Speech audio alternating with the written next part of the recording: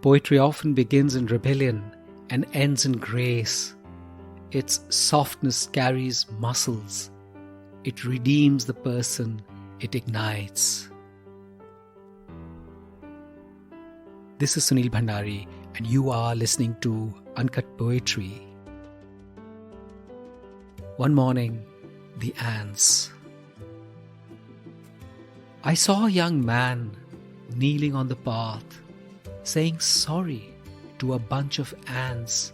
Some he'd killed inadvertently whilst striding along.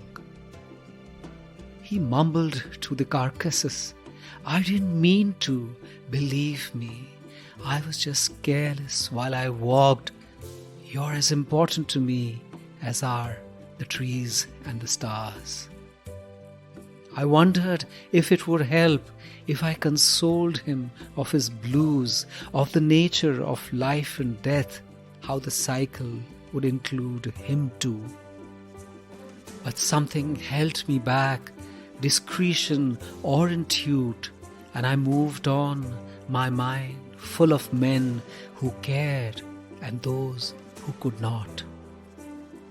Next I saw him, he was engaged in seeing the breeze find its way through the leaves.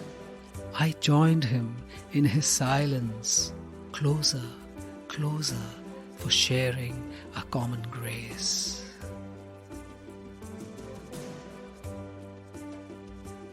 Next I saw him, he was engaged in seeing the breeze find its way through the leaves. I joined him in his silence, closer, closer, for sharing a common grace.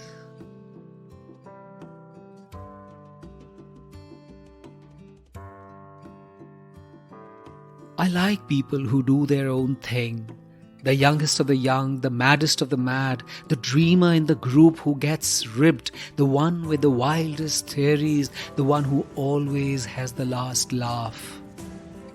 I love the ultra-sensitive, the one whose heart breaks when she inadvertently steps on a tiny monsoon snail, the one who gets lost on the way to familiar destinations, the one who picks only fallen flowers for prayer, the child who goes into the meadow on the way to school.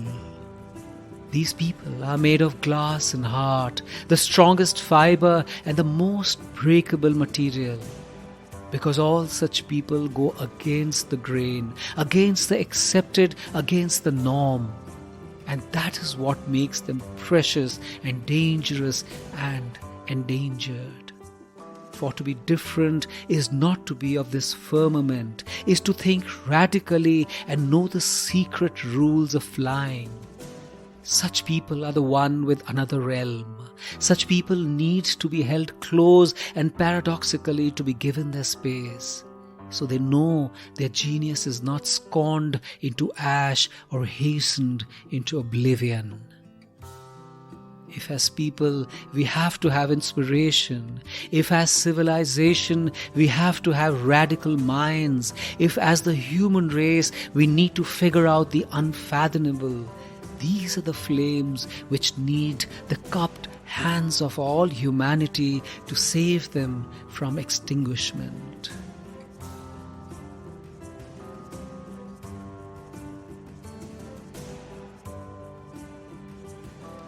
This is Sunil Bhandari, and you've been listening to Uncut Poetry.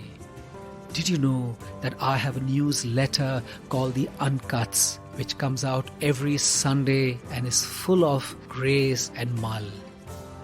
Get the link to subscribe it in the show notes. And did you enjoy this episode? Why don't you rate it on Spotify or leave a comment on Apple Podcasts? And if you loved this episode, why not share it with someone you love? See you next week.